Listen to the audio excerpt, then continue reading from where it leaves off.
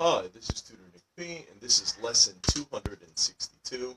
The title of today's lesson is When Using Risk as a Verb, follow with a gerund ing form.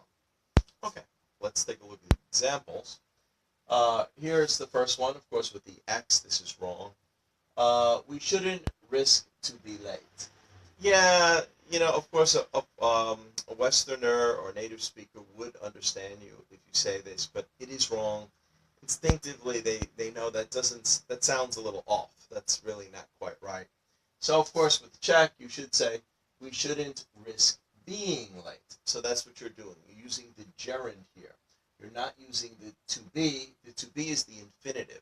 So anytime you say to with a verb, like to eat, to drink, to run, that's the infinitive. But if you're using the ing form, that is the gerund. So being, eating, running, smoking, whatever it is that you're doing. So we shouldn't risk being late. Yes, of course, that is the correct way. That's the proper way.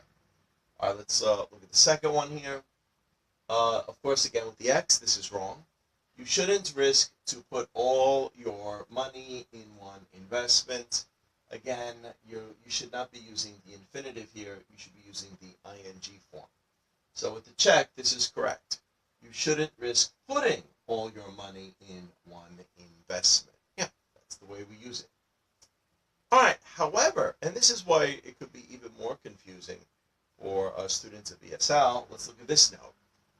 However, if another verb follows risk as a noun, both the infinitive and gerund are okay.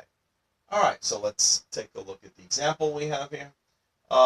You are taking a risk. Remember, a risk here is a noun. You are taking a risk to eat that food with an old expiration date. Yeah, maybe somebody might say that. That's okay, because risk is actually a noun here. Or you could say, you are taking a risk eating the gerunds with the ing form. You are taking a risk eating that food with an old expiration date. Okay, good.